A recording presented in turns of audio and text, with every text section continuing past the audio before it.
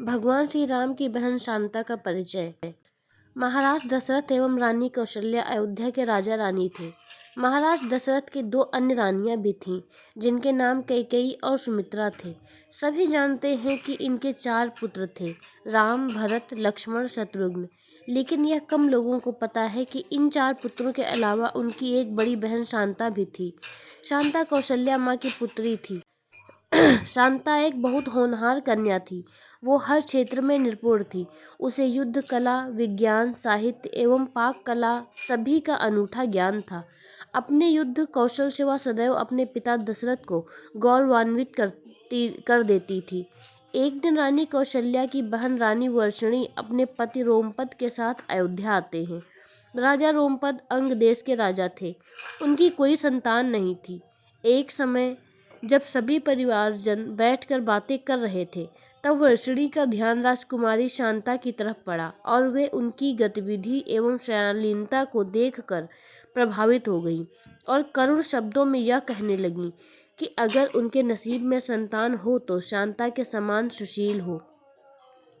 उनकी यह बात सुनकर राजा दशरथ उन्हें अपनी शांता गोद देने का वचन दे बैठते हैं।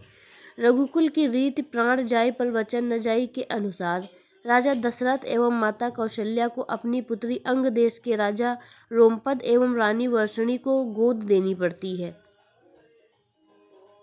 इस प्रकार शांता अंग देश की राजकुमारी बन जाती है। एक दिन अंगराज रोमपद अपनी गोद ली पुत्री शांता से विचार विमर्श कर रहे थे। तब ही उनके दरवाजे पर एक ब्राह्मण याचक अपनी याचना लेकर आया। लेकिन रोमपद अपनी वार्ता में इतने व्यस्त थे कि उन्होंने ब्राह्मण की याचना सुनी ही नहीं और ब्राह्मण को बिना कुछ लिए खाली हाथ जाना पड़ा। यह बात देवताओं के राजा इंद्र को बहुत बुरी लगी और उन्होंने वरुण देवता को अंग देश में बारिश न करने का हुक्म दिया।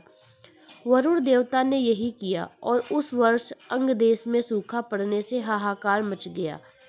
इस समस्या निजात पाने के लिए रोमपद ऋषि श्रृंग के पास जाते हैं और उनसे वर्षा की समस्या कहते हैं। तब ऋषि श्रृंग रोमपद को यज्ञ करने को कहते हैं। ऋषि श्रृंग के कहे अनुसार यज्ञ किया जाता है। पूरे विधान से संपन्न होने के बाद अंग देश में वर्षा होती है और सूखे की समस्या खत्म होती है। ऋषि श्रृंग से प्रसन्न होकर अंगराज रोमपद ने अपनी पुत्री शांता का विवाह ऋषि श्रृंग से कर दिया। शांता के बाद राजा दशरथ की कोई संतान नहीं थी। वो अपने वंश के लिए बहुत चिंतित थे। तब वे ऋषि श्रृंग के पास जाते हैं और उन्हें पुत्र कामाक्षी यज्ञ करने का आग्रह करते हैं। तब अयोध्या के पूर्व दिशा में एक स्थान पर राजा दशरथ के लिए पुत्र कामाक्षी यज्ञ किया जाता है। यह यज्ञ ऋषि श्रृंग के आश्रम में किया गया था। आज भी इस स्थान पर इनकी स्मृतियां हैं। इस यज्ञ के बाद प्रसाद के रूप में खीर रानी कौशल्या को दी जाती है, जिसे वे छोटी रानी कैकेयी से बांटती हैं और साथ में दोनों रानी अपने हिस्से में से एक एक हिस्सा सबसे छोटी रानी सुमित्रा को देती हैं, जिसके फलस्वरूप सुमित्रा को 2 पुत्र लक्ष्मण एवं शत्रुघ्न होते हैं और रानी कौशल्या को दशरथ के ज्येष्ठ पुत्र राम की माता बनने का सौभाग्य मिलता है एवं रानी कैकेयी को भरत की प्राप्ति होती है। इस प्रकार शांता के त्याग के बाद राजा दशरथ के 4 पुत्र प्राप्त होते हैं। पुत्री वियोग के कारण रानी कौशल्या एवं राजा दशरथ के मध्य मतभेद उत्पन्न हो जाता है। शांता के बारे में चारों राजकुमारों को कुछ ज्ञात नहीं होता, लेकिन समय के साथ वे माता कौशल्या के दुख को महसूस करने लगते हैं। तब राम कौशल्या से प्रश्न करते हैं। तब राम को अपनी ज्येष्ठ बहन शांता के बारे में पता चलता है और वे अपनी माँ को बहन शांता से मिलवाते हैं। इस प्रकार राम अपने माता पिता के बीच के मतभेद को दूर करते हैं। देवी शांता के बारे में वाल्मीकि रामायण में कोई उल्लेख नहीं मिलता, लेकिन दक्षिण के पुराणों में स्पष्ट रूप से शांता के चरित्र का वर्णन किया गया है।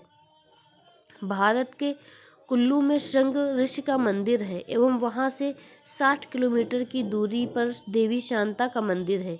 यह भी कहा जाता है कि राजा दशरथ ने पुत्र प्राप्ति के लिए देवी शांता का त्याग किया था। वैसे तो देवी शांता एक परिपूर्ण राजकुमारी थी, लेकिन बेटी होने के कारण उन्हें वंश वृद्धि एवं राज कार्य पूरा नहीं हो सकता था। इसीलिए राजा दशरथ को उनका परित्याग करना पड़ा। इस प्रकार जब चारों भाई अपनी बहन शांता से मिलते हैं तो वे अपने भाइयों से अपने त्याग का फल मांगती हैं और उन्हें सदैव साथ रहने का वचन लेते हैं। भाई अपनी बहन के त्याग को व्यर्थ नहीं जाने देते और जीवन भर एक दूसरे की परछाई बनकर रहते हैं।